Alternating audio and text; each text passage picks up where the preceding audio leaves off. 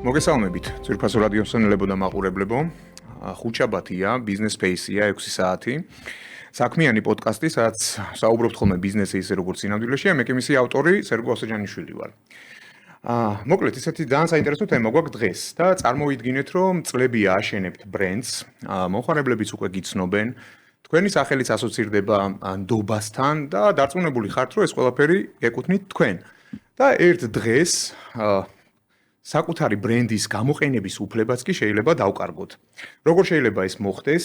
შეიძლება თუ არა, რომ წლების განმავლობაში ნაშენები რეპუტაცია ერთი სამართლებრივი შეცდომით, მოკლედ დადგეს, მოკლედ საფრთხის ქვეშ. ზუსტად ამ თემაზე ვისაუბრებთ დღეს. შეგახსენებთ, რომ დღევანდელი ეპიზოდის წარმდგენი არის იურიდიული კომპანია DPT Consulting-ი. ჩემთან ერთად სტუმარი მინდა წარუადგინო ამავდროულად მარიან კეპულაძე. ძალიან რთული სიტყვა. პატენტწუნებული და ინტელექტუალური საკუთრების სამართლის კომპანია MGT-ის უფროსი იურისტი. მოგესალმებით მარიამ. და მოკლედ დღევანდელ დისკუსიას ტრადიციულად წარუდგება DPT Consulting-ის დამფუძნებელი, თანადამფუძნებელი, იმიტომ რომ ბევრი დამფუძნებელი ყავს, ჯონი ჩონიაძე. ჯონი, მოგესალმებით. გამარჯობა მარიამ.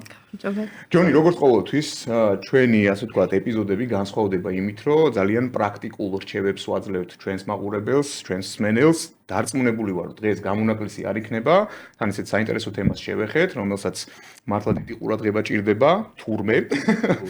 ამიტომ გითმობ ასპარეზს. ხო, მოგესალმებით კიდევ ერთხელ. იდეა და მე ამ იდეის რეალიზება ხშირად გვაქვს ხოლმე, როდესაც ბიზნესს ვიწყებთ და შევარჩევთ რაღაცას, მოვიფიქრებთ ლოგოს, ბრენდს, ჩამოვაყალიბებთ, მე პერიოდულად განახლებასაც ვაკეთებთ ბრენდის, მაგრამ რეალურად ეს გარკვეულ სამართლებრივ ვალდებულებებს ექვემდებარება. არა გარკვეულს, არამედ კონკრეტულს და ძალიან მკაფიოს, ძალიან სპეციფიურს, იმდენად სპეციფიურს, რომელსაც ძალიან კარგი შესაბამისი ცოდნა ჭირდება.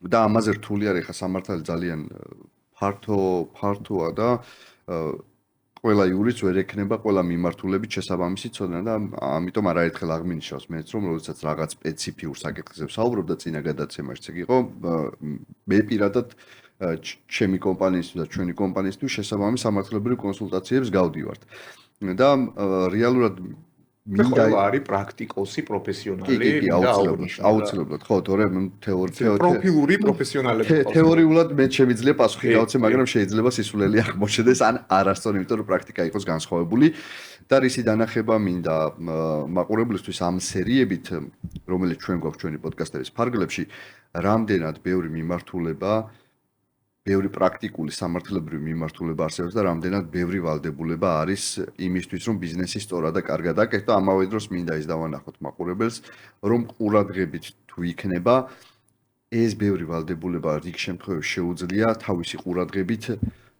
გაითვალისწინოს და რისკები გადააზღვიოს და მარიამ დავიწყოთ ამ მიმართულებით საუბარი ინტელექტუალური საკუთრება. რითი რეგულირდება რა სამართლებრივი ვალდებულებები არსებობს აქვს და შემდგომ უკვე შემდეგ საკითხებზე გავაგრძელოთ საუბარი. კი ბატონო. პირველ რიგში მადლობას გეტყვით მოწვევისთვის და ამ თემით დაინტერესებისთვის, რომ ინტელექტუალური საკუთრება პირდაპირ მასში არის ბიზნესთან შესაბამისად ძალიან პრაქტიკული რჩევები შეგვიძლია დღეს მივაწოდოთ ბიზნესის წარმომადგენლებს. მოკლედ გეტყვით სისტემა როგორ ჩამოყალიბდა დაახლოებით 92 წელს, როდესაც საბჭოთა კავშირი დაიშალა, საქართველოს იყო ერთ-ერთი მოწინავე, რომელმაც ეს სისტემა ჩამოაყალიბა ინტელექტუალური საკუთრების რეგისტრაციის დაცვის. ინტელექტუალური საკუთრება თავის თავში მოიცავს საავტორო უფლებებსაც და სხვა ობიექტებს, სამრეწველო საკუთრებას და სასაქონლო ნიშნები, ბრენდი, რაზეც ჩვენ დღეს უნდა ვისაუბროთ, სწორედ სამრეწველო საკუთრების ნაწილია. საქართველოში სასაქონლო ნიშნების შესახებ საქართველოს კანონი არის ის ძირითადი კანონი, რომელიც არეგულირებს ამ ურთიერთობებს, რეგისტრაციის პროცესიდან დაწყებული, შემდგომ აღსრულების მექანიზმებით დამთავრებული. ეს კანონი დაახლოებით 90-იანი წლების ბოლოს იქნა მიღებული, მაგრამ მე ბევრი ეტაპი გაიარა ჩამოყალიბების, ევროკავშირის პრაქტიკასთან კანონმდებლობასთან მორგების, მათ შორის DCFTA-ის ნაწილიც კი იყო ინტელექტუალური საკუთრების ცალკე კარი ეძღვნებოდა და ვალდებულება იყო საქართველოს რომ მორგებულიყო ევროკავშირის კანონმდებლობას. თავიდან რომ დავიწყოთ, რატომ ჭირდება ბიზნესს, რომ კონდეს სასაქონლო ნიშანი რეგისტრირებული? ხო, ეს როგორი შეკითხვა, იცი, ყველა მიმართულებით ასე რატომ ჭირდება და დღეს თუ პრობლემა არ მაქვს, მოდი გადავდებ შემდეგისთვის, დღეს არ დავიხარჯები, არც ფინანსურად, არც ფიზიკურად, არც გონებრივად, მოკლედ ეს საკითხი დავტოვოთ. მიიღო, ალბათ პრაქტიკაში თქვენს გექნებოდათ ეგ შეხება, როდესაც კონტრაქტორებთან იქნებოდით მოლაპარაკებაზე, რომ მოდი დღეს გადავდო ეს საკითხი, რიგ შემთხვევაში ბიზნესს ურჩევნია რისკი ავიღო და მომავალში გავაკეთებ. ოღონდ ეს მომავალი ალბათ უფრო ძვირი და რთული გამოსავალი არის. კი ბატონო, ჩვენ ახლა ვიცით, რომ ქართულ კომპანიები ძირითადად, ქართულ კომპანიებზე გავაკეთებ აქცენტს, იმიტომ რომ ჯერჯერობით მაინც ცნობიერების დონე არ არის მაღალი. საქართველოში იწყებენ ბიზნესს, ხარჯავენ ბევრ ფულს მარკეტინგში, ხარჯავენ ბრენდის ბრენდინგში, მერე რებრენდინგში, რაღაცა ბრენდის ფილოსოფიის შექმნაში და ამ დროს შეიძლება აღმოჩნდეს, რომ ის ძირითადი ელემენტი, რითაც კომუნიკაციას ამყარებენ თავიანთ მომხმარებლებთან, საერთოდ დაცვის მიღმა არის დარჩენილი. ამიტომ ყოველთვის და რა თქმა უნდა ძალიან არ ვიცი პროცენტულად გამიჭირდება თქვა, მაგრამ დიდი ნაწილი ჩვენთან მომართვიანობის არის ხოლმე, როდესაც უკვე გაფუჭებულია მარტივად რა ვთქვათ საქმე. ის დანაზოგი, რასაც საწყის ეტაპზე აკეთებენ, მინიმალური დანახარჯის გაწევისგან თავს არიდებენ და შემდგომ უჯდება 10-ჯერ, 20-ჯერ მეტი სასამართლო პროცესები და უფრო რთული გზის გავლა, რაც შეიძლება და ძალიან მარტივი პროცედურით მოეგვარებინათ. მარიამ, რა პრობლემაა ძირითადი, ანუ სად წარმოაჩენს ხოლმე თავს სასაქონლო ნიშანთან დაკავშირებული საკითხი, ანუ რეალურად რა ხდება პრაქტიკაში, იმიტომ რომ პრაქტიკული მაგალითები დარწმუნებული ვარ ბევრი გექნება. მარტივად რა ვთქვათ, სასაქონლო ნიშანი და ზოგადად ინტელექტუალური საკუთრება არის არამატერიალური აქტივი. ჩვეულებრივად როგორც გვაქვს მიწის ნაკვეთი, ბინა და სხვა მატერიალური საკუთრება, ანალოგიურად სასაქონლო ნიშანი წარმოადგენს საკუთრებას და შესაბამისად როგორც მივდივართ და საჯარო რეესტრში ვირეგისტრირებთ მიწის ნაკვეთს, იგივე პროცედურა არის საჭირო იმისთვის, რომ სასაქონლო ნიშანი დარეგისტრირდეს. ეს არის უფლება, რომელსაც აუცილებლად ჭირდება რეგისტრაცია. და საერთაშორისო დონეზე არის აღიარებული? ხო, რა თქმა უნდა, საქართველო არის ყველა ძირითადი საერთაშორისო ხელშეკრულების წევრი. სასაქონლო ნიშანი არის ტერიტორიული უფლება, ჩვენ ხშირად გაგვიგია, რომ სხვაგან არის რეგისტრირებული სხვა ქვეყანაში, თუ საქართველოში არ მოხდა რეგისტრაცია, უფლებები არ წარმოიშობა საქართველოში. კი ბატონო, სამრეწველო საკუთრების ობიექტები არის ის ობიექტები, რომლებსაც აუცილებლად ჭირდება ტერიტორიულად რეგისტრაცია.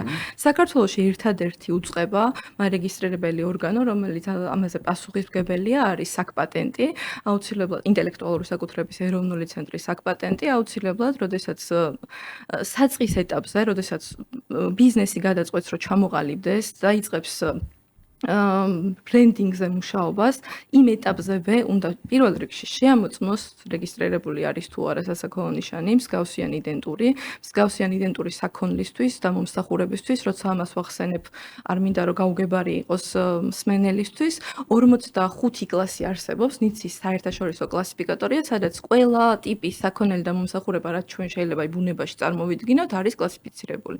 შესაბამისად, აი მაგალითად, როდესაც არის Coca-Cola იცის, რომ მას უნდა ჰქონდეს აუცილებლად რეგისტრირებული 32 კლასში, სადაც კლასიფიცირებულია უალკოჰოლო სასმელები და უნდა დაარეგისტრიროს ამ ჩამონათვლისთვის. სანამ რეგისტრაციამდე მივალთ, ეს ეტაპი, როდესაც ბრენდინგზე მუშაობს კომპანია, უნდა გამოიყენოს ჭკვიანურად, ჩვენ ხშირად სარეკლამო კომპანია, მარკეტინგულ კომპანიებთანაც გვაქვს ხოლმე ეს რჩევები, რომ როდესაც მუშაობენ კომპანიებთან ბრენდის შექმნაზე, აუცილებლად უნდა ჩართონ ამაში ინტელექტუალური საკუთრების სპეციალისტი, იურისტი, რომელიც ჩაატარებს მოძიებას. მოძიება არ არის Google-ის ძიება, არის სპეციფიკური პირობებით ძიება, რომელიც მოძიებას იმისთვის, რომ მსგავსი ხო არ არსებობს, ხო? კი ბატონო, აუცილებლად, იმიტომ რომ მე ხშირად გამიგია და დარწმუნებული ვარ ბევრ ჩემს კოლეგასაც, რომ მე ნახე, დავგუგლე და არაფერი მსგავსი არ არის. ანუ იდეაში შეიძლება ერთ-ერთმა კომპანიამ ეხა ვინმე გააკეთოს სასაქონლო ნიშანი შექმნას, ბრენდი შექმნას მისი, რაღაც ლოგო მოამზადოს, დიზაინერი, კვალიფიციური მაღალანაზღაურებადი დაიხარო და შეიძლება აღმოჩნდეს ისე რომ მსგავსი თურმე რეგისტრირებულია. კი ბატონო. იმიტომ რომ შეიძლება არ Google-ის ძიებით არ მოაგდოს ის რომ ვიღაცა, იმიტომ რომ არ იყენებდეს საერთოდ ბაზარზე. ახლა მარტივად რო გითხრათ, Wendy's-ი რომელ წელს გაიხსნა 2012-ში თუ არ ვცდები და 95 წლიდან საქართველოში ნიშანი რეგისტრირებული აქვს. 95 წელს კი არა 2000 წელსაც და მას შემდეგაც ვინმეს რო უბრალოდ მოეძიებია, შეიძლება Wendy's-ზე არანაირი ინფორმაცია არ მოაიგდო. ერთი შეკითხვა მაქვს. შეიძლება არსებობდეს რაღაც კომპანია საზღვარგარეთ დაუშვათ ამერიკის შეერთებულ შტატებში რეგისტრირებული, რომელსაც აქვს სასაქონლო ნიშანი და ის რეგისტრირებული არ არის საქართველოში. საქართველოში რომ ვინმემ შექმნას მსგავსი სასაქონლო ნიშანი მსგავსი მომსახურებისთვის. ამის უფლება აქვს თუ უკვე დარღვევა იქნება? ხო, აი, ეხლა დავიწყოთ აქედან.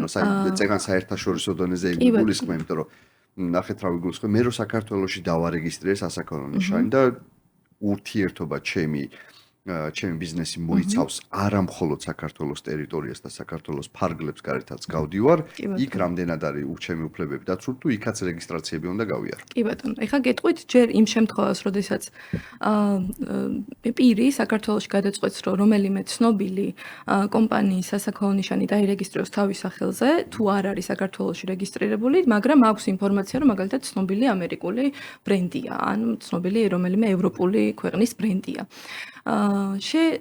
რადგან დასწრებაზეა ეს უფლება, პირველი ვინც შეიტანს განაცხადს ის ასწრებს. რა თქმა უნდა, საკპატენტი ამას დაარეგისტრირებს, იმიტომ რომ ნახავს, რომ ის ბაზაში ძიებას და არ აღმოჩნდება მსგავსი არაფერი და არეგისტრირებს, იმიტომ რომ საკპატენტს არ აქვს ის მანდატი, რომ შეამოწმოს, რომ ეს ცნობილია, როგორი მარწმენაც არ უნდა შეიძლება არც იყოს ცნობილი. კი ბატონო, შეიძლება არც იყოს ცნობილი, კი ბატონო.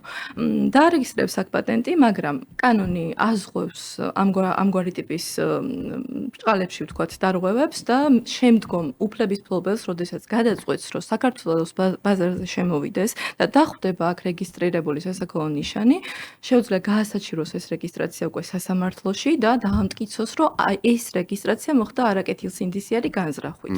ამ ბერკეტს კანონმდებლობა ითვალისწინებს. და დიდი ალბათობით მოიგებს კიდევ, კი, ბევრი кейსი არსებობს ამის, რომ მოიგო მსგავსი ტიპის მფლობელებმა სასამართლო დავები. რაც შეეხება საერთაშორისო რეგისტრაციას. არსებობს მადრიდის სისტემა, რომელიც დაახლოებით 115 უწყებას, რომელიც ფარავს 135-მდე ქვეყანას აერთიანებს ეს სისტემა. მსოფლიო ორგანიზაცია არსებობს ინტელექტუალური საკუთრების, რომლის ადმინისტრირებადიც არის ეს პროგრამა. საქართველო რა თქმა უნდა არის მსოფლიო ორგანიზაციის წევრიც და ასევე არის მადრიდის სისტემის ხელშემკვრელი მხარეც. შესაბამისად, პირველი ეტაპი არის, რომ ბიზნესი, ფიზიკური პირი, იურიდიული პირი ნებისმიერი შეიძლება იყოს გამოცხადებელი, მიმართავს საკპატენტს, ნიშანს არეგისტრირებს საკპატენტში, განაცხადს წარადგენს და შემდგომ საკპატენტის გავლით აუცილებელი ნაბიჯია, რომ საკპატენტში იყოს განაცხადი წარდგენილი, წარადგენს საერთაშორისო განაცხადს და შეუძლია მონიშნოს ან ყველა ქვეყანა, ან ამოარჩიოს ის ქვეყნები, რომელსაც აღარ უწევს ესე ინდივიდუალურად. აღარ უწევს, ხო, ეს არის ყველაზე ეფექტური, ხარჯ-ეფექტური, მარტივი გზა იმისთვის, რომ ერთი განაცხადით დაფაროს ამდენი და ქვეყანა. განცხადების მოთხოვნაზე ეს დამოკიდებული. კი ბატონო, შეუძლია ერთ ქვეყანაზე გავრცელოს, შეუძლია 115 ქვეყანა დაფაროს. მაგრამ განცხადებელი აუცილებლად ორგანიზაცია უნდა იყოს თუ შეიძლება პირობითად დამფუძნებელიც იყოს. განცხადებელი შეიძლება იყოს იურიდიული პირიც, ფიზიკური პირიც, ნებისმიერი სამართლებრივი ფორმის. მაგრამ ყოველთვის სასურველია, რომ სასაქონლო ნიშანი დაირეგისტრიროს იმან, ვინც იყენებს, იმიტომ რომ გამოყენება ძალიან მნიშვნელოვანი ეტაპი არის სასაქონლო ნიშნის არსებობის. სასაქონლო ნიშანი თვითონ როგორც უფლება არის მუდმივი, არც ერთი ობიექტი ინტელექტუალური საკუთრების მუდმივად არ არსებობს. დიზაინს 25 წელში გასდისვა და საავტორო უფლებებზე გქონდათ თქვენ გადაცემა 70 წელი არსებობს ავტორის გარდაცვალებიდან. ყველა უფლება განლევადია, ასე რომ ვთქვათ, მაგრამ სასაქონლო ნიშანი შეიძლება გაგრძელდეს ჯერადობის შეუზღუდავად ყოველ 10 წელში. ყოველ 10 წელში განცხადებელი ფლობელი გადახედავს უღირს კი ეს სასაქონლო ნიშანი რომ გაგრძელდეს და აგრძელებს მოქმედებას. 10 წელი. 10 წელი მოქმედებს. შეკითხვა მაქვს სანამ გავაგზავნებთ და რეგისტრაციის ეტაპებზე გადავალთ. მხოლოდ სასაქონლო ნიშნის, აი ვიზუალურ გამოსახულებას ეხება თუ ბრენდული სახელი შეიძლება იყოს ან სლოგანი. ძალიან საინტერესო ნაწილი არის, ჩემი აზრით, ეს ამ ობიექტის სასაქონლო ნიშანი შეიძლება იყოს სიტყვა, სიტყვები, კომბინაცია ან სლოგანი. შეგაწყვეტე რატო წეგან ვენდისი ახსენე და ვენდისი რეალურად საქართველოში აბსოლუტურად სხვა იურიდიული პირია, მაგრამ დასახელება აქვს სხვა. კი ბატონო, ხო, იურიდიულ პირთან ბმა არ არის, შეიძლება განსხვავებული იყოს იურიდიული პირის დასახელება, მაგრამ ბრენდი იყოს კონკრეტულ ბრენდს არ მოახდენს.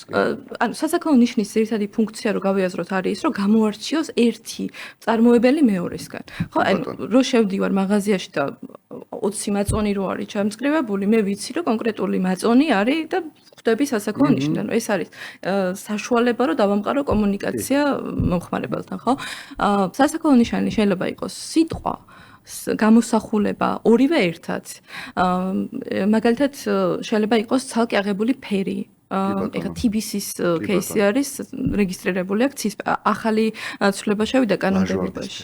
ხო. რა გადაცემაში სხვათა შორის კერხელმა ამითხრა ზუსტად ეს რომ ბევრი ხო ამსგავსებს, იმიტომ რომ პირველი ნომერია მსოფლიოში და აი ფერზეც კი აქვთ დავები. კი ბატონო. რომ ცდილობს რომ გამოუშვას ზუსტად ამ ფერში და რა თქმა უნდა, ფერი არის მნიშვნელოვანი ელემენტი ბრენდებისთვის, მაგრამ ფერზე ერთი დათქმა არსებობს, აუცილებელია რომ გამცხადებელმა დაამტკიცოს, რომ გამოყენების შედეგად შეძენილი განმასხვავებელ უნარიანობა, იმიტომ რომ ფერები ამოწურვადია, იმდენი ფერი არ არის, რომ ყველა დაასწროს ვიღაცას და დაირეგისტრიროს, ამიტომ განაცხადთან ერთად მტკიცებულებებიც უნდა მიაყოლოს, რომ რაღაც კონკრეტული ფერი კონკრეტულ მომსახურებასთან ასოცირდება. UPS-ი მაგალითად ფლობს ყავისფერ ფერს, იმიტომ რომ აი კალმიდან დაწყებული ჩაცმულობით და მთავრობა. რაღაც ბრენდები არის, სადაც ეს ფერი და მაგით ასოციაციას ვაქვს. მილკაც რეგისტრირებული აქვს მაგალითად იასამნის ფერი ევროკავშირში. საქართველოში რადგან ახალია მხოლოდ რამდენიმე ნიშანია, ახლა TBC გამახსენდა პირველ რიგში, მაგრამ რამდენიმე დიდ კომპანიას აქვს პოტენციალი იმის, რომ დაირეგისტრიროს ცალკე აღებული ფერი. გარდა ამისა, საქართველოს კანონმდებლობა ითვალისწინებს ხმოვან სასაქონლო ნიშნების რეგისტრაციას, ნოკიას ცნობილი ზარი მაგალითად. 25-60 კი ბატონო. ესეთი გამონაკლისებიც არის არატრადიციულ სასაქონლო ნიშნებს ვეძახით.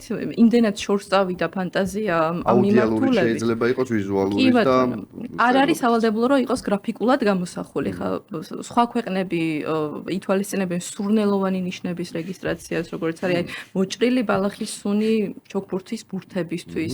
ხა იმ დღეს შემხვდა ზუსტად რომ ინდოეთში დარეგისტრირდა ვარდის სურნელი საბურავებისთვის. ხო, აი ეს მარკეტინგი და ბრენდინგი იმდენად შორს მიდის, რომ ეს სფეროც მიყვება ამ ყველაფერს. მე რა შეკითხვა მაქვს ცით?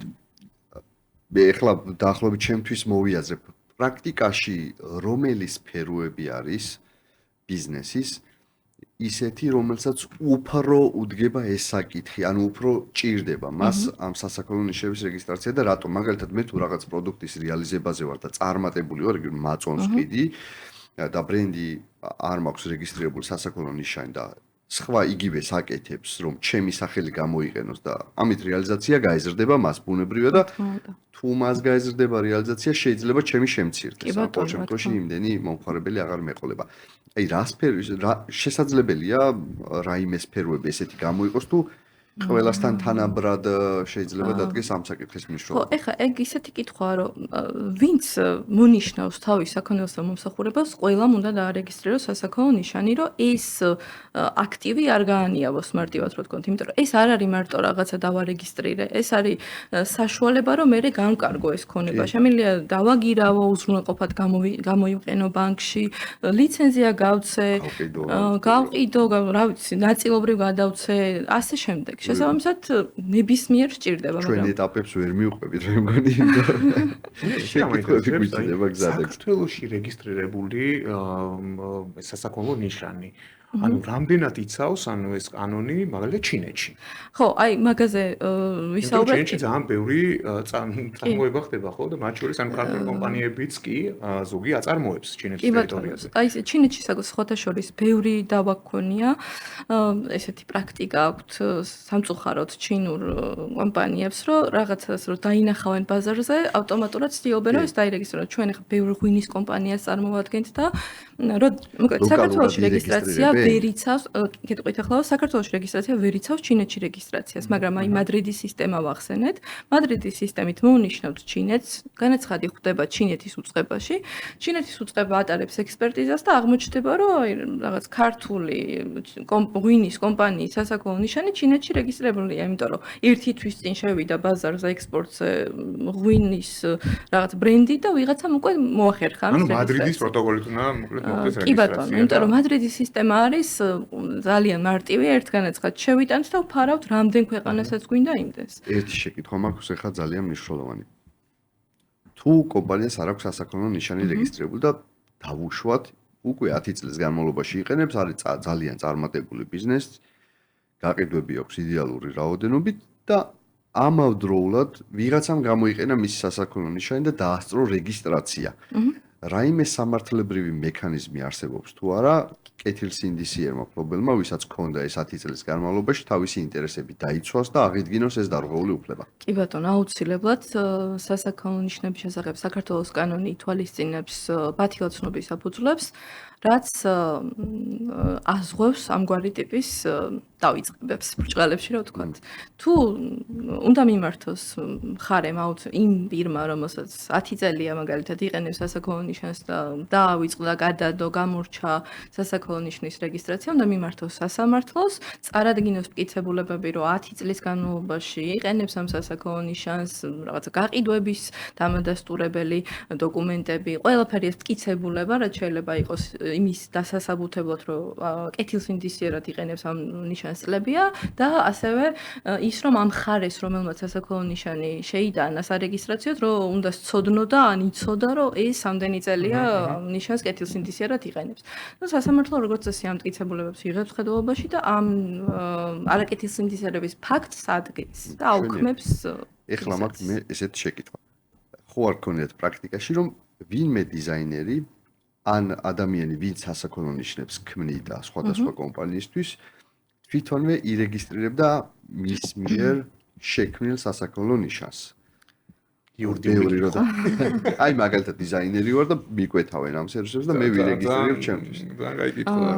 ხო, პრაქტიკაში არ მქონია სიმართლე. ჩვენ არ ქონია პრაქტიკაში, მაგრამ დარწმუნებული ვარ, რომ იქნება იმდენად ხშირია ესეთი მე კი. და მე მაგდა ამტკიცო ის თუ არ დაირეგისტრირე დროულად, რომ შენი დაკვეთით იყო ეს. დიზაინერი ხო, რა თქმა უნდა, დაკვეთით მუშაობს და როგორც წესი ხილს ამ ინფორმაციას. ხო, ხელშეკრულება არსებობს. ეხლა გავყვეთ რეგისტრაციის ეტაპებს რა არის ამისთვის საჭირო. კი ბატონო. და ღირებულება თუ არის დაახლოებით შუალედი რო ვთქვა ამისთვის. კი ბატონო. რეგისტრაციის პროცესამდე ჩვენ ყოველთვის სპეციალისტები ვთავაზობთ წინასწარ მოძიებას. წინასწარი მოძიება, როგორც გითხარით, არ არის Google-ში ძიება, არის საქპატენტის მონაცემთა ბაზაში ძიება. საჯაროა ეს ბაზა? ბაზა საჯაროა, მაგრამ მჭირდება სპეციალური პირობები, კარგად ცოდნა ამ პირობების, რომ ხო, რაღაცა მაქსიმალური შედეგი ამოვიღოთ. თქვენი დახმარება ჭირდება მარტივად რო. სასურველია რომ სპეციალისტები ამაში იყვნენ ჩართულები. ჯობია რომ საწყის ეტაპზე მიმართოთ სპეციალისტებს, ვიდრე მერე გაფუჭებულ საქმეში. ხო, მოძიების შემდეგ, როდესაც დარწმუნდებით, რომ რაღაცა 80-90%-ით რეგისტრაცია უნარიანია სასაქონლო ნიშანი და ძალიან მნიშვნელოვანია, რომ სასაქონლო ნიშანი იყოს განმასხვავებელი უნარიანი, რთული სიტყვა არის, მაგრამ აი მარტივად რო გითხრათ, Apple არის იდეალური მაგალითი კომპიუტერული ტექნიკის მოსანიშნად, აი Kodak არის იდეალური მაგალითი, ანუ არ უნდა აღწერდეს, არ უნდა მიუთითებდეს მახასიათებლებზე. პროდუქტის მახასიათებლებზე. პროდუქტის, ხო, ცივი არ უნდა იყოს ლუდის და წყლის სასაქონლო ნიშანი. რატო? ცივი. დამახასიათებელი არის. არ უნდა აღწერდეს პროდუქტს. არ უნდა აღწერდეს. ვიღაც შეიძლება საინტერესო ნიუანსები. მომსახურება შეიძლება რო აღწერდეს. არც მომსახურებას არ უნდა აღწერდეს. აღწერილობით არ უნდა იყოს სასაქონლო ნიშანი. გავაგრძელოთ პროცედურა და მივალ უარის თქმის საფუძვლებამდეც. ხო, თუ ძიებაზე დარწმუნდებით, რომ ყველაფერი რიგზეა, გადავდივართ უკვე განაცხადის მომზადების ეტაპზე. ელექტრონული საქმის წარმოება აქვს საქპატენტს სრულად და ამაზე სთავაზობს 20%-იან შეღავაც.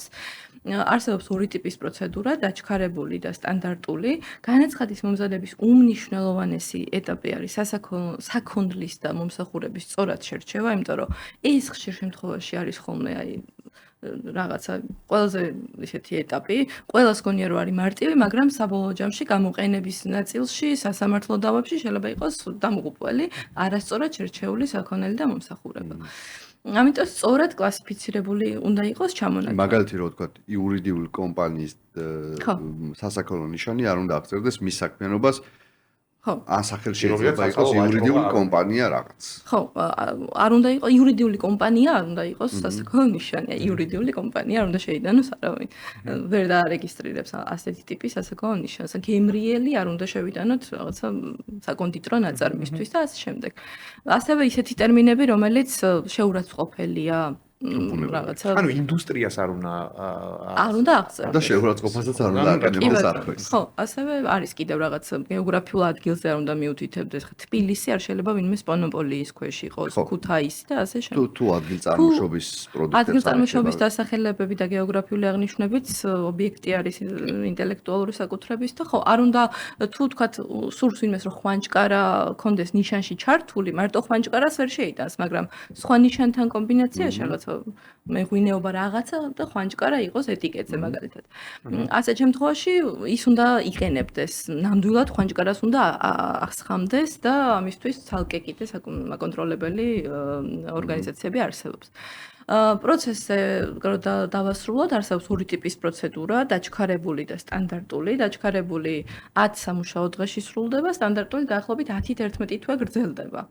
დაჩქარებულს თავის რისკები აქვს და ჩვენ ყოველთვის ურჩევთ, რომ მაინც როცა შეგვაქვს განაცხადი პრიორიტეტის თარიღი თუ სარგებლობთ, ხვალზე იქ შემოსულ განაცხადებთან შედარებით ჩვენ გვაქვს პრიორიტეტი, შესაბამისად, თუ ვინმეს არ ეჩქარება, რომ მოწმობა მაინც ხელში ეჭიროს 10 სამუშაო დღეში, სტანდარტული პროცედურა შეუძლია რომ აიღოს, ღირებულება რა არის ეგ? $336 ეკვივალენტი ლარი არის სტანდარტული პროცედურით ერთი კლასისთვის, წეგან რო ვახსენე 45 კლასი, $40 ემატება ყველა დამატებით კლასზე. რაც შეეხება დაჩქარებულს $672 არის დაჩქარებული პროცედურის ღირებულება და ემატება $240 ყველა დამატებით კლასზე. ეს საკპატენტია.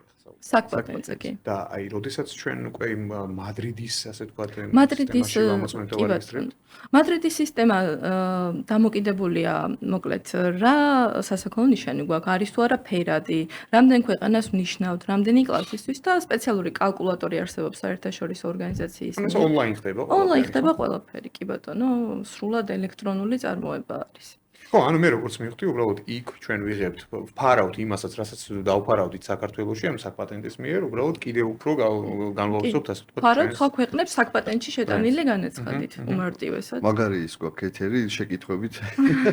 ახლაც არის საუბარი და სადვარ ზემოვნებდი. პროცედურაზე რო გადავიდეთ მარტივად გეტყვით, ანუ ჯერ ფორმალურად მოწმდება რაღაცა რა სწორად არის თუ არა კლასიფიცირებული ჩამონათვალი ასე შემდეგ, გადავდივართ ყველაზე ესეთ რთულ ეტაპზე, რომელიც არის არსობრივი ექსპერტიზა.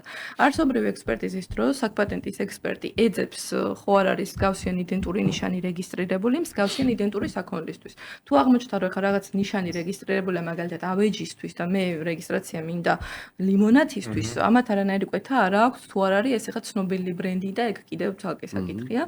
მაშინ საკპატენტი დაარეგისტრირებს ამას, გამოაქვეყნებს, ასევე ამასთან ერთად ამოწმებს აბსოლუტურ საფუძვლებს. აბსოლუტური საფუძვლები არის, როგორც ვახსენე, ხო არ არის აღწერილობითი, ხო არ შეჰყავს მომხმარებელი შეცდომაში, ხო არ ეწინააღმდეგება საჯარო წესრიგს და მორალს. ხა ბევრი ნიშანი იყო საკპატენტში ერთი პერიოდი ბუმი იყო სტალინის გამოსახულებით და ყველა ეს ნიშანი დაუვარდა, იმიტომ რომ ხო ისეთი ნიშნები, რომელიც პოპულარულია მერე პოსტსაბჭოთა ქვეყნებში, ჩინეთში საკმაოდ პოპულარულია და საკპატენტში ცდილობდნენ ამ ნიშნების რეგისტრაციას და პირდაპირ აკრძალულია საბჭოთა სიმბოლიკების გამოყენება და საკპატენტიც ამ პრაქტიკას მიყვება. კი ბატონო, თუ ამ ეტაპებს გაივლის, შემდეგ ქვეყნდება განაცხადი და უკვე მესამე პირებისთვის არის ღია, რომ თუ ჩათვლიან, რომ მათი უფლებები ირღვევა და საკპატენტს რაღაც გამორჩა, არ დაუპირისპირა, არ ჩათვალა მსგავსად, უკვე ჩვენ ვერთვებით უფლების მფლობელების წარმომადგენლები, უფლების მფლობელები ამ საქმეში ვაკონტროლებთ ბიულეტენს 3 თვის განმავლობაში და შეგვიძლია რომ საჩივარი წარვადგინოთ როგორც საკპატენტთან არსებულ სააპელაციო პალატაში, ასევე მცხეთის სასამართლოში. ამ ადგილობრივი მცხეთაში არის სათა ოფისი საკპატენტის. საკპატენტში მოქმედებს სააპელაციო პალატა, $200 ღირებულება გასაჩივრების და იქ განიხილავს 3 კაცისგან შემდგარი კოლეგია ამ დავებს. სასაქონლო ნიშანთან დაკავშირებული ყველა დავამცხეთ არ საჩივრდება თუ ადმინისტრაციული დავები, ანუ საკპატენტის მიერ გაღებული გადაწყვეტილებები საჩივრდება მცხეთაში, კი ბატონო. სხვა ადგილობრივ. სხვა არაფერი, კი, სამოქალაქო დავები კი ბატონო. ეხლა რომ გადავიდეთ, დავარეგისტრირე სასაქონლო ნიშანი, ბედნიერი ვარ, ჩემ პროდუქციის რეალიზებას ვახდენ თუ ჩემი მომსახურების გაყიდვას ვახდენ. ყოველდღიურობაში, აი მე მინდა პირობითად თქვენი მომსახურება ვიყიდო და მაინტერესებს მუდმივად რატომ უნდა მყავდეს დაქირავებული შესაბამისი სპეციალისტი, რომელიც ამ სფეროს გააკონტროლებს და დამონიტორებს, ან ყოველდღიურობაში რა საჭიროება მიდგება. კი ბატონო. პირველ რიგში დავასრულოთ, რომ რეგისტრაციის მოწმობა გაიცემა 10 წლის განმავლობაში პირი ფლობს ამ უფლებას. 10 წლის განმავლობაში რატო სჭირდება ახლა მაგალითად თანამშრომლობა სპეციალისტთან, რომელიც მონიტორინგს გაუწევს ამ მის უფლებას. პირველი ის, რომ გააკონტროლებს ბიულეტენს, ხო არ გამოქვეყნდა რამე მსგავსი იდენტური სასაქონლო ნიშანი, მსგავსი იდენტური საქონლისთვის, რომელიც პოტენციურად შეიძლება და გაასაჩივროს. ბიულეტენი საკპატენტში გამოდის წელიწადში, თვეში 2 ჯერ, 10 რიცხვში და 25 რიცხვში შესაბამისად. საკმაოდ შრომატევადი საქმეა, რაც ახლა არ მგონია რომ რომელიმე ბიზნესი ეხალისებოდეს ამის კონტროლი. არანაირ შეტყობინებას არ იქნება. არანაირ შეტყობინებას არ იქნება. მაგრამ ეგეც კარგია, რომ თარიღები არის ცნობილი. ხო, თარიღები ცნობილია, კი ბატონო. ასევე ბაზარზე ეკონტროლდება ხო არ ვინმე ხო არ იყენებს გავსან იდენტურ ჩამონათვალს, შესაბამისად ეს ყველაფერი აუთსორსზე არის გატანილი და ამისთვის არის სპეციალისტი საჭირო, რომ აკონტროლოს. ახლა აღარ ვამბობ იმას, რომ როდესაც დავა წარმოიშობა, უკვე სპეციალისტი რო არის ამ სფეროში სპეციალიზებული საჭირო, ეს ცხადია. თუ პრაქტიკაში თუ მონიტორინგის დროს აღმოაჩინეთ, რომ სასაქონლო ნიშანს იყენებს სხვა, ან წესების დარღვევით იყენებს სხვა, რა უფლება აქვს სასაქონლო ნიშნის ფლობელს და რა პრივილეგიას ანიჭებს რეგისტრირებული სასაქონლო ნიშანი? სასაქონლო ნიშნის რეგისტრაციით წარმოიშობა მფლობელის განსაკუთრებული უფლებები. განსაკუთრებული უფლებები რას ნიშნავს? ანუ მისი ექსკლუზიური უფლებაა, რომ განკარგოს ეს სასაქონლო ნიშანი, როგორც ის ჩათვლის საჭიროდ. ნება დართოს, აკრძალოს მისი ნიშნის გამოყენება, გასცეს ლიცენზია, გადასცეს უფლებები სხვას, გააყიდოს და აგირაოს და ასე შემდეგ. ანუ ექსკლუზიური უფლება აქვს, რომ მისი ნებართვის გარეშე არსად არავინ არ გამოიყენოს ეს სამოქალაქო ბრუნვაში არ იყოს გამოყენებული. შეკითხვა მაქვს შემდეგნაირი. მადლობა ამ განმარტებისთვის. ზიანის ანაზღაურებას ითხოვ, ხო ბუნებრივია, როდესაც ამ საკითხს ასაჩირებ, როგორ ითვლიან და როგორ გამოითვლება ის ზიანი, რომელიც შენი სასაქონლო ნიშნის არასწორი გამოყენების შედეგად მოგადგა. ეს ასე პირდაპირ დადგენილი არ არის, მაგრამ განსაზღვრავს პრაქტიკა და როგორც შეიძლება ერთჯერადი კომპენსაცია მოითხოვოს, ერთჯერადი თანხა მოითხოვოს უფლების მფლობელმა, ან თქვათ იმ კომპანიის დარღვევის მიერ გაყიდული მიუღებელი შემოსავლის მიხედვით დაითვალოს და ასე შემდეგ. ანუ პრაქტიკას განსაზღვრავს სასამართლო, ისე დადგენილი თანხა არ არსებობს.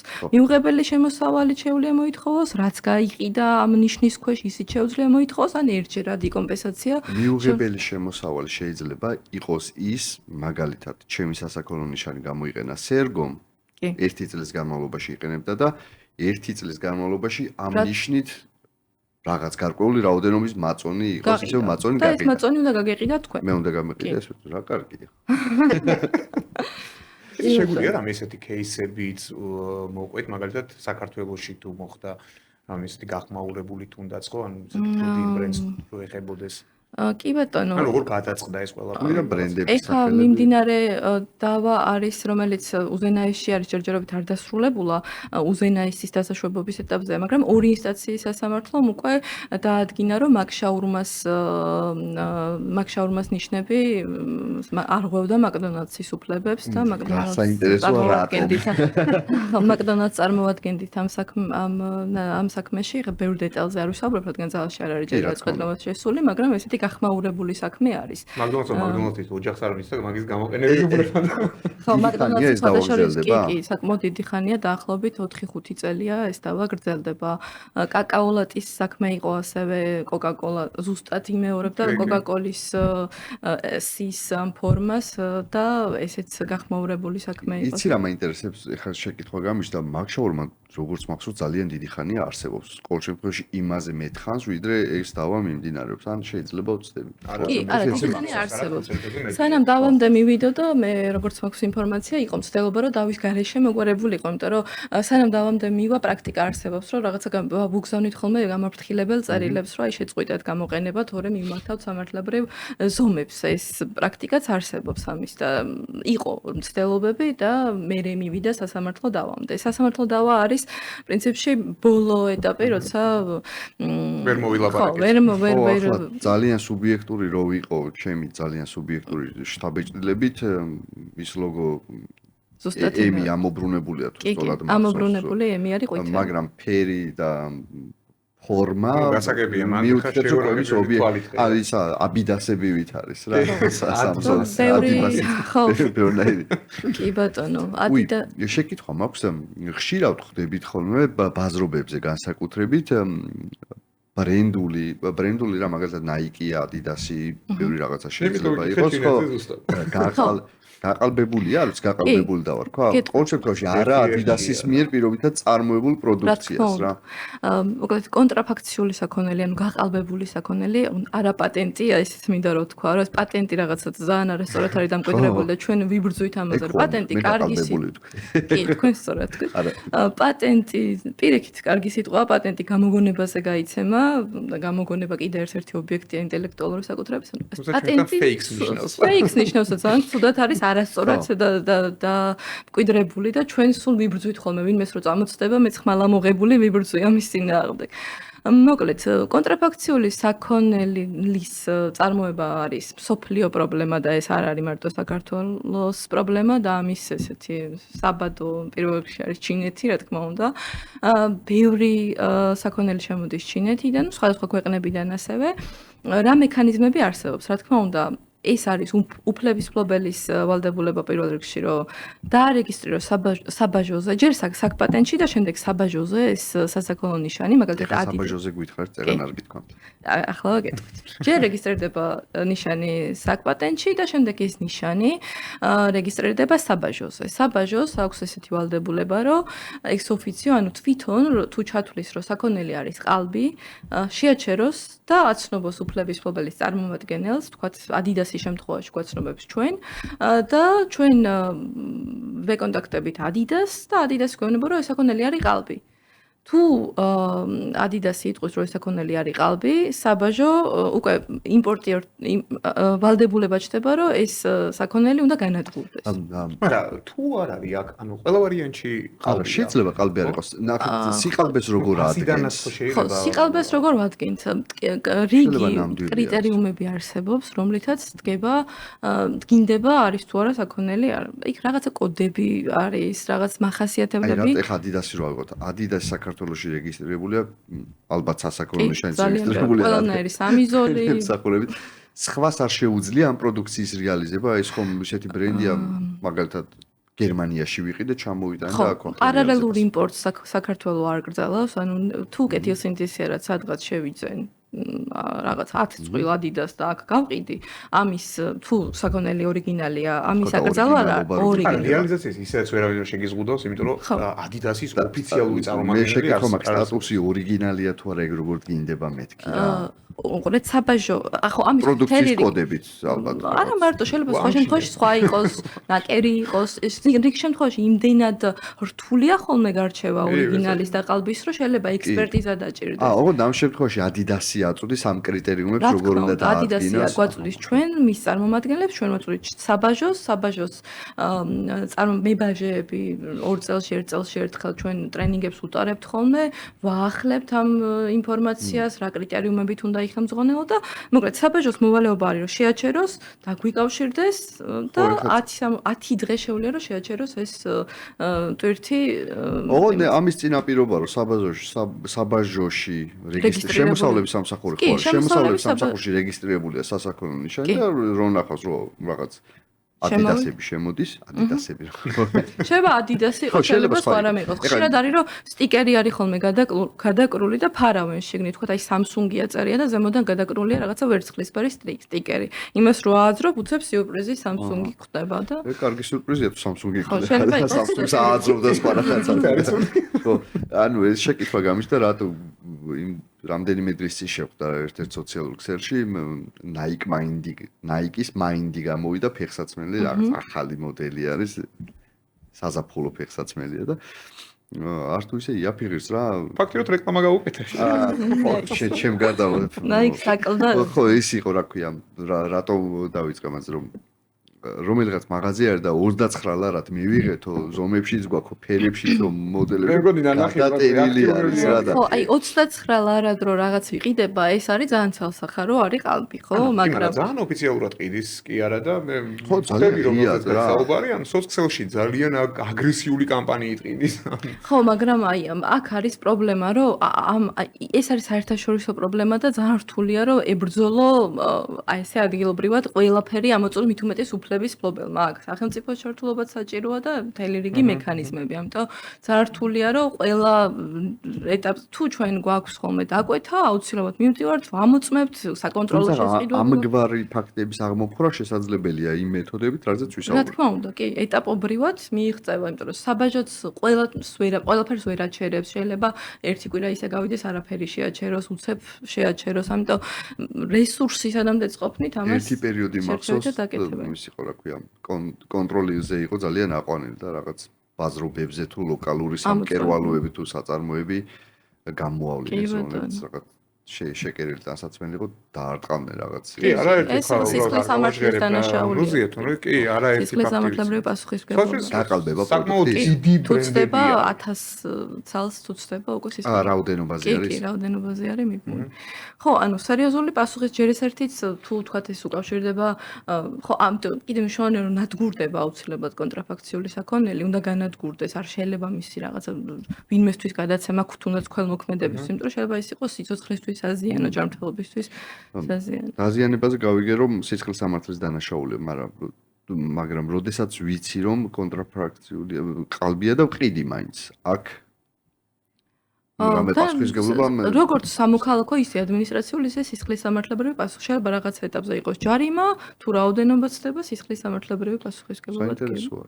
კი, ამიტომ სახუმარო საკითხი არ არის. ხო, სახუმარო საკითხი ნამდვილად არ არის რეალიზებას და მით უმეტეს კიდე ინტერესების დაცვა, იმიტომ რომ ეხლა ყველა ხვდებით რა სადღაც ბაზრობაზე გაივლი და მოდი ხა სხვა პუმა ვთქვათ. ხო, პუმას ძალიან სასაცილო ვარიაციები არსებობს, არის პუმბა და ტახის გამოსახულებით. ხა ვიზუალი არ გვაქვს თორე განახევდით, ხშირად ვაჩვენებთ ხოლმე ჩვენს. ეს არის ძალიან მნიშვნელოვანი, ანუ არა მარტო რაღაც მსხვილი კომპანიებისთვის, არამედ აი დღეს რო იწყებს შენებას, ხო? თუნდაც ანუ ძალიან საინტერესო სტარტაპები გვყავს ხო საქართველოში, ეხლა რომლებიც უკვე გაცდნენ ასე ვთქვათ საქართველოს ფარგლებს გარეთ რა და აუცილებელი რაღაცაა და მე ეხლა დარწმუნებული ვარ რომ ჩვენს მაყურებელსაც რაღაცა იმდენად დიდი ინტერესით უცმენ, იმიტომ რომ ეს გისმენთ აი ზუსტად იგივენაირი ინტერესი. მე მინდა რომ აი ზუსტად უთხრათ თქვენი კომპანია როგორ შეიძლება ანუ არა მარტო იმ მომენტში ჩაერთოს როცა უკვე პრობლემა მაქვს, არამედ პრევენციის მიზნით აი დღესვე დავიწყოთ გადამოწმება, მაგალითად ჩემი კომპანიის ლოგო, ხო, არ ვიცი, საფირმო ნიშანი და ასე შემდეგ, მინდა რომ გადავამოწმო და დავიწყოთ ასე ვთქვათ ამის რეგისტრაცია. როგორ უნდა დავიწყოთ, როგორ უნდა მოგმართოთ და რას აკეთებთ, ხო? რო ამოწევ და აღმოაჩე რომ ეგეთი არსებობს. აი ეგ ნეტა არ დამეწყო, ხო? რამდენიმე შემთხვევა გქონდა, რამდენიმე მარკეტინგულ კომპანიასთან გადმოგვიგზავნეს 5-6 ვარიანტი, აი ამ 6 ვარიანტზე მუშაობთ და რომელიც ყველაზე უსაფრთხო იქნება, ის გვინდა რომ დავარეგისტროთ. ეს არის იდეალური ვარიანტი. როდესაც იწყებს კომპანია შერჩევას, რამდენიმე ვარიანტზე ფიქრობს, აი ზუსტად მაგ დროს უნდა დაგვიკავშირდეს. ჩვენ დავეხმარებით, მოვიძიებთ და ვეტყვით, რომ აი ალბათობა რეგისტრაციის არის ამდენი და ამდენი პროცენტი. მოდი დღესვე შევიტანოთ სასაქონლო ნიშანი. დღეს რო შეიტან სასაქონლო ნიშანს, იქნება გარანტირებული, რომ იდეალურად გაივლის მთელ ამ პროცესს.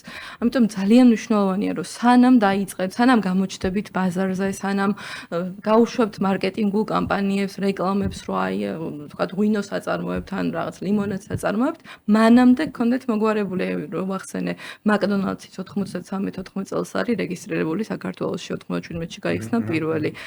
ყველა დიდი ბრენდი ცალკე დეპარტამენტები აქვთ, რომლებიც ამას წინასწარ კი, აი ინტელექტუალური საკუთრების დეპარტამენტები აქვთ, რომლებიც ამაზე მუშაობენ. ან ყველა თანამშრომლობს მსხვილ ინტელექტუალური საკუთრების სამართლის კომპანიებთან, რომლებიც უზრუნველყოფენ სრულად ამ სოფლიო მასშტაბით დაფარვას და ალბათ კიდევ მნიშვნელოვანი იქნება ამ სფეროშიც AI-ის განვითარება, იმიტომ რომ ვინც სასაქონლო ნიშას AI-ს აგენერირებინებს, AI-ს იხმარს მის შექმნაში, AI-ც ხო რაღაც გამოცდილების და მონაცემთა ბაზის საფუძველზე ადგენს და შეიძლება განმეორდეს, ამ მსგავსი იყოს შექმნილი, ამიტომ კუთრება ითვლება, აი AI-ის მიერ დაგენერირებული. ვინც დააგენერირებინებს და ვინც გამოიყენებს მისი, მაგრამ AI-ი ხო რაღაც ხომ და დააგენერიროს რაღაცის ცოდნის საფუძველზე და ის ცოდნა რაც აქვს უკვე შეიძლება გაამეოროს და მიმსგავსებული დააგენერიროს, ან დაუკავშიროს აღწერილობას და ასე ხო შემდეგ. რაღაც რეფერენს ხოვდეთ მაინც. ხო, რეფერენს ხო, და შეიძლება მიასგავსოს ახლა ძალიან მარტივად რაღაც Adidas-ის ლოგოს და ამიტომ აუცილებელია რომ დააზღვიოს რისკი ბიზნესმა იმ ეტაპზე, როცა იწყებს, იმიტომ მე როგორც თქვენ მოიყვანეთ მაგალითი, რომ 10 წელი იყენებს, ის სასამართლო დავა ჯდება მართლა გაცილებით ძვირი, ვიდრე შეიძლება $336 ეს მოიგوارებინა საწყის ეტაპზე. ან კურსი ცოტა შემცირდა და ხო. დრო არის. მაგრამ მაინც 10 წლიანი უფლება არის ხა ზოგს ეს თანხაც ეძვირება ხოლმე, მაგრამ 10 წლით უფლების განახლებაც იგივეა? უფლების განახლება ღირს $300 და დამატებით კლასზე ემატება $50 მოსაკრებელი. ყველა დამატებით კლასზე ემატება $50. არ არის მარტივი პროცედურა რა, როგორც ხა დავიწყე, რომ ისე გამოვხდათ ავიღო და მე თვითონ გავაკეთე. არა, ხო მე ხშირად გამიგია რომ ხან ბევრი ნიუანსია, რომელიც შეიძლება ხა რაც მე გავიქცე, გამომრჩა და შეიძლება ეს რეგისტრაცია არაფერს აღარ შეიძლება იყოს დავარეგისტრირე სასაქონლო ნიშანი რაღაც კლასში, მაგრამ სხვა კლასის მომსახურებას დავიმატე რა, მაგალითად ლიმონადს ვაწარმოებდი და საბურავებიც გამოვიდა. აი ეგ გაგვიგვჩა გეტყვით ყოველთვის, როდესაც ბრენდ აპირებს კომპანია, რომ დაარეგისტროს სასაქონლო ნიშანი, 5 წლის ჭრილში უნდა გაიაზროს, რას აპირებს. შეიძლება დღეს ლიმონადს ასხავს, მაგრამ ხვალ უნდა რომ ღვინოც ჩამოასხას. ამიტომ აი 5 წლის ჭრილში რას აპირებს, რომ გააკეთოს, ჯობია რომ ამისთვის კონდეს რეგისტრირებული. ძალიან კარგი მაგალითია მიშელინი, რომელიც საბურავებს აწარმოებს და აქ კიდევ რაღაც ვარსკვლავებს ანიჭებს რესტორანებში. კი ბატონო. აქ კიდე ერთი რისკი ხა არის ხოლმე შემთხვევები, როდესაც ვიღაცას რეგისტრირებული აქვს, 5 წლიანი ან დაზღვევას აკეთებს კანონმდებლობა ამისას, რომ ვიღაცა კეთილს ინდიციერად თუ უნდა რომ ნიშანი დაირეგისტრიროს, აპირებს რომ გამოიყენოს და ამ დროს აქ პატენტში ვიღაცას რეგისტრირებული აქვს ეს ნიშანი და არ იყენებს ბაზარზე. სპეციალური მტკიცებულებების მოპოვების შემდეგ სასამართლოს შეუძლია მიმართოს და მოითხოვოს გამოუყენებლობის შედეგად ნიშნის გაუქმება. ესეთი შემთხვევები ძალიან ხშირია. და ერთ საინტერესო რა იქნება კიდევ ვიცი, მაგალითად ლიმონადზე დავირეგისტრირე სასაქონლო ნიშანი, რაღაც ჯონის წყლები, მაგრამ ლიმონადზე ავიღეს და ვიღაცამ გამოუშვა ავეჯი ამ დასახელებით და იქ შეუძლია დაირეგისტრიროს ეს სასაქონლო ნიშანი. სასაქონლო ნიშანი არის ხო ეს უფლება მეც ალბათ შემიძლია ვიდაო მე თუ ხართ ცნობილი კომპანია, იმდენად ცნობილი რომ ეს ავეჯი შეიძლება თქვენ დაგიკავშიროთ. ეს ცნობადობა როგორ დგინდება? მტკიცებულებების საფუძველზე დგინდება. ეს მტკიცებულებები არ არის რაღაც ამოწურვადი, შეიძლება იყოს 1 და ძალიან ღირებული, შეიძლება იყოს 10 და არ იყოს ღირებული. თუ ხართ Coca-Cola, შეიძლება ავეჯისთვისაც მოახერხოთ ვინმეს გაუქმოთ ნიშანი, იმიტომ რომ საყოველთაოდ ცნობილი ნიშანი არის და ამ ცნებასაც ითვალისწინებს კანონმდებლობა საყოველთაოდ ცნობილ ნიშნებს. კი ბატონო, მაგრამ თუ ახლა ჩვეულებრივი ბიზნესი ხართ, რომელიც არ არის ცნობილი, უნდა დაირეგისტროთ იმ სფეროში, სადაც გსურთ, სადაც აპირებთ რომ გამოიყენოთ და იყენებთ სასაქონლო ნიშანს და ვერ მოახერხებთ რომ ახლა ლიმონათის ბრენდის მფლობელმა აუგრძელოს ავეჯის მწარმოებელს. ხო, ესე დაზღვევა აქვს ამ კანონმდებლობას. ხო, ანუ ფიქრი ჭირდება ამ ამბავს და შეფასება დაფიქრება უბრალოდ ფიქრი და რაღაც განსაკუთრებული სირთულე იმაში, რომ სამართლებრივ გზებს გაყვედა საკუთარი ინტერესები დაიცვა, არაფერი, უბრალოდ სტრატეგიულად უნდა შეხედო რამე. აუცილებლად კი. მე მაქვს მოკლედ რომ თქვენთან გავიარო ეს კონსულტაციები და მარიამთანაც აუცილებლად გავიგე ამ კონსულტაციებს. კი, ჩვენ უკვე ნელ-ნელა უნდა წავიდეთ დასასრულისკენ. ასე მალე. კი. მართლა ძალიან მალე გაიარა დრო. ეს რაღაც ისეთი აურა გვაქვს შეკითხვებს უსვამ და განათება ამერიკული ფილმებით არის. ეს და კანაოდეს ის ნატურად. მოკლედ რო დავარეზიუმოთ, მეგობრებო, დღევანდელი ჩვენი პოდკასტი, რაში დავწმუნდით რა, რომ ბრენდი არ არის მხოლოდ ლოგო, არ არის მხოლოდ სახელწოდება, არამედ წარმოადგენს რეალურად ბიზნესის ერთ-ერთ მთავარ აქტივს, ხო? კი ბატონო. დღეს მეგობრებო, თუ დღევანდელი ჩვენი ეპიზოდი როგორც ყველა დანარჩენი ისე მოგეწონათ და არ ვიცი, ყავთ ადამიანები, ნაცნობები, რომლებიც დღეს იწყებენ კომპანიის და ბიზნესის მშენებლობას და ან უკვე აქვთ არსებული ბიზნესი, აუცილებლად გაუზიარეთ, იმიტომ რომ ფანტასტიკური რჩევები მივიღეთ. დადარიგი დავიჭიროთ, ამ ხალხს კი შეგვიძლია მივმართოთ ნებისმიერ დროს, თუმცა არ არის აუცილებელი მივიყვანოთ ჯარიბემამდე და დავებამდე, შეგვიძლია ამ ყველაფერს მოკლედ მივხედოთ თავიდან. ცირე კომენტარს გავაკეთებ.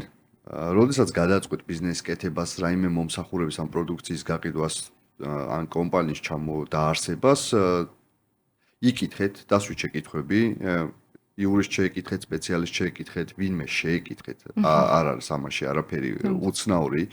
პირიქით, ბევრ რისკს გადააზღვევთ და უბრალოდ იკითხეთ თქვენთვის ის საქმიანობა, რომელშიც მონაწილეობას გადაწყვეტეთ, რა რეგულაციებს და ვალდებულებებს ექვემდებარება, იმიტომ რომ გახსოვთ რამდენიმე ეთერის წინ გარემოს დაცვაზე ვსაუბრობდით და თუნდაც ნარჩენებთან მოპყრობა რამდენ ვალდებულებებთან არის დაკავშირებული, ამიტომ შეკითხვაში ცუდი არაფერია პირიქით. ფანტასტიკური, მეგობრებო, ძალიან დიდი მადლობა. მადლობა მარიამს, მადლობა ჯონი ტრადიციულად, ძალიან საინტერესო ასე ვთქვათ ეპიზოდისთვის. მადლობა თქვენ რომ გვიყურებთ, უკვე დაგემშვიდობებით მომდევნო კვირამდე, სამშაბათს შევხვდებით, ასე რომ სასიამოვნო უქმეებს გისურვებთ. ნახვამდის. Business Spaces ოფიციალური პარტნიორია იურიდიული კომპანია DPT Consulting.